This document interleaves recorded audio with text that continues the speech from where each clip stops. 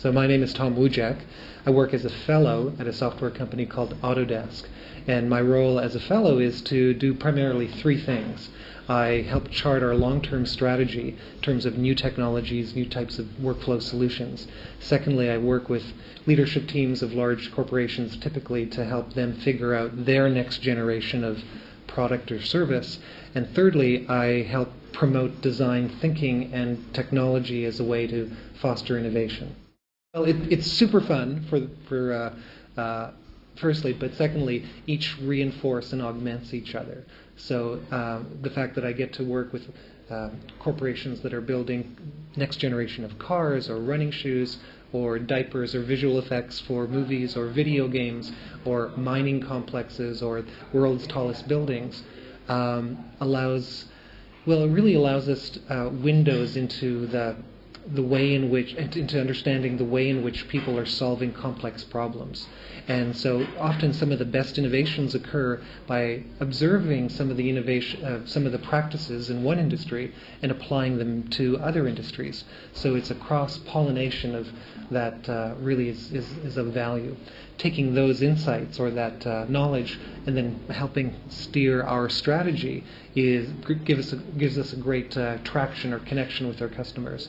And then thirdly, taking those ideas and sharing them with a broader group, in conferences such as TED, and the books that we write and the videos that we produce also helps people really understand the value of technology, but more importantly, the value of design and the approach to design thinking to solve those worlds. So those are the three legs of the stool. What's so interesting looking at and comparing and contrasting the way in which people solve problems in different industries is that there seems to be a common set of issues that just about everyone faces. And those primary issues are getting clear about the work that needs to get done, and then secondly, having the right flow so that people actually do get that work done. Of course, there's the measurement of the effectiveness of getting that work done. So kind of the early stages, the mid stages, and the end stages. And whether you're building a building or a running shoe or a car that makes the air cleaner the further you drive it, people need to work together to get the job done. So I'm very interested in studying the topology or the underlying factors to see how to help people become more effective and efficient in their work.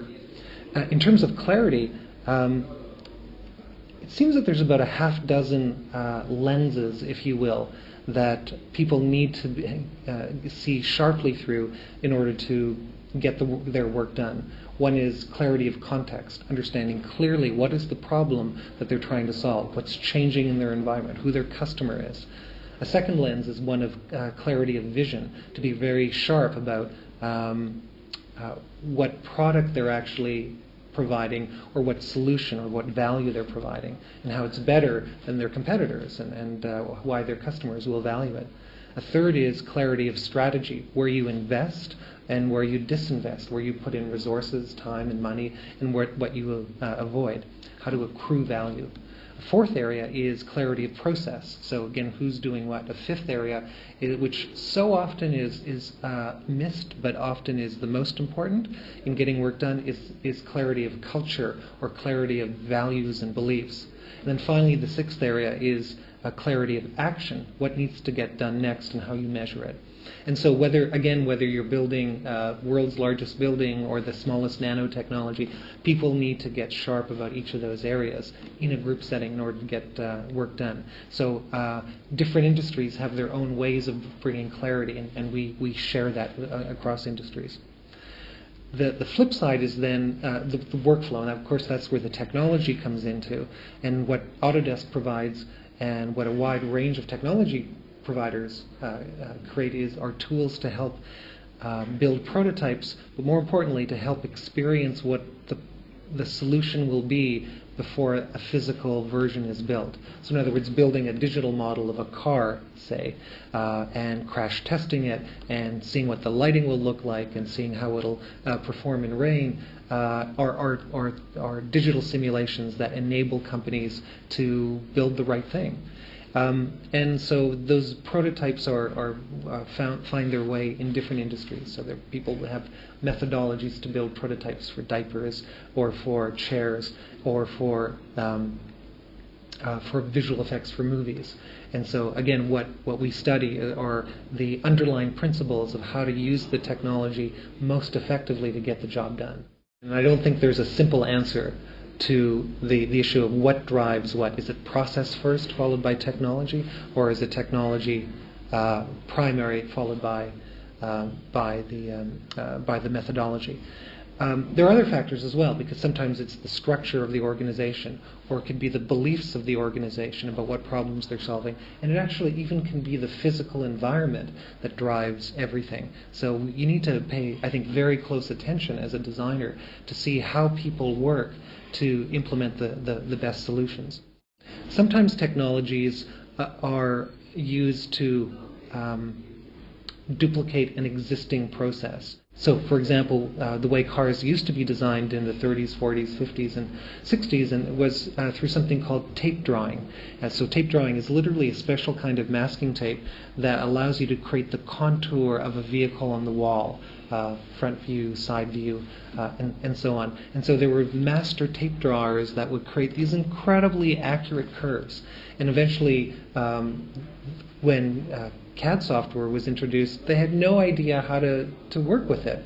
And so we ended up, as an experiment, building a tape digitizer, so augmenting the skills and the years of experience to get just the right curve in a way that you just can't get when using traditional CAD software, because the nature of the interaction makes a big difference. So sometimes a person has years and years of experience that is embodied in their, well, literally in their body, in their hands. The intelligence is kind of down at the level of the spine. And so we need, I think, better ways to capitalize on that intelligence. Introducing the wrong kind of technology often produces not so good results.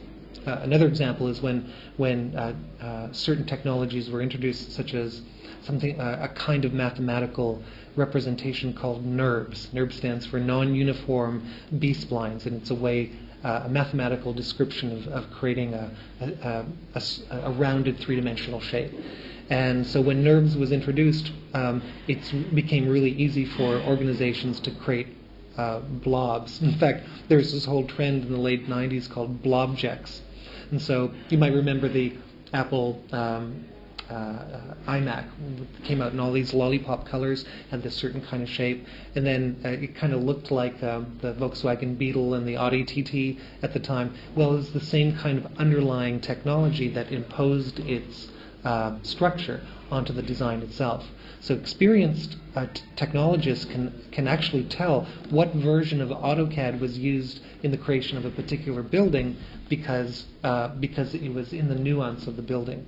So there's a complex and subtle play between technology and process. I think it's worthwhile every once in a while to look at the big picture of technology, industry, and creativity, and what your place will be in it as an emerging animator. I like to parboil the changes down into simple visual representations to be able to understand some of the big trends. For technology, a lot of technology is growing at an exponential rate, and so the curve of growth is this hockey stick growth. Little known fact that according to Intel, more microprocessors were produced on the planet Earth last year than the number of grains of rice were harvested on the planet. It's a true fact, at a lower cost. And so this compounding growth and the software behind it is revolutionizing entire industries, and it's only going to get faster, and it's only going to get cheaper, and it's only going to get more powerful. We still are in the early stages.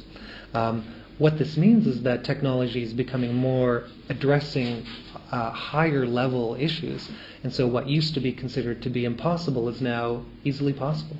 Voice recognition, considered to be impossible and impractical just a few years ago, now available on a cell phone. complex rendering. What used to take hours and hours is now being done literally in seconds. Of course, the scenes are now becoming more complex, and so there's that 5-hour rule. So we're seeing increased performance with that exponential curve. The driving down of cost means that it's also becoming more available to more people. So it's becoming democratized. So visual effects used to be the domain of just the holy few 15 years ago, and so one needed to be at the top of one's industry and have hundreds of thousands of dollars available for workstations and the software. I remember we used to sell a program called Studio Paint.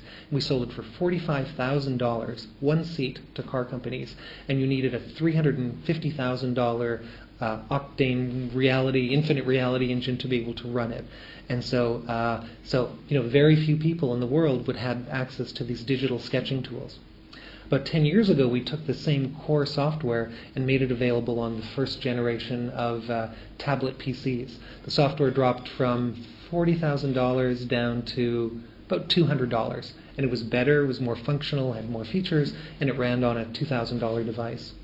That same code was then further refined and improved, now sells for $4.99 and runs on an iPhone and an iPad and Android devices. So and the business models, of course, changed. So selling from a few dozen to I think 6 million people have now downloaded and used this application is what democratization is all about. So what that means is that now more people have access to creative tools. Now what that means with the increased performance and the increased affordability is that we go to the second broad trend of industries. So industries, the image I like to use is that industries aren't growing exponentially. They typically oscillate wildly. So, and that's because the value proposition changes within industries. It used to be that an organization like, say a visual effects film organization could charge an extraordinary amount of money for visual effects, simple visual effects, at what we would now consider simple visual effects.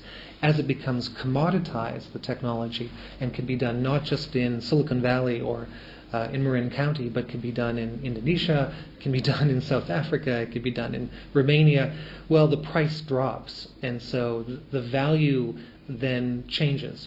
And so the industries have to respond. And in fact, there is a crisis in the visual effects industry now, and the crisis has to do as a direct result of the technology. A third area then is, as an individual, what do you do about it? Where do you select? Where do you place your bet? Where do you invest your personal resources to be successful in your career, to give you the most amount of options and to reach the fulfillment? Well, I think it pretty much boils down to what it always has boiled down to, which is creativity. So what is that core capability that you have that enables you to bring something to life that other people aren't able to? So that core capability I like to represent as a straight line, because I don't think our capacity to be creative has changed over the millennia. If you compare, information and processing is doubling every year.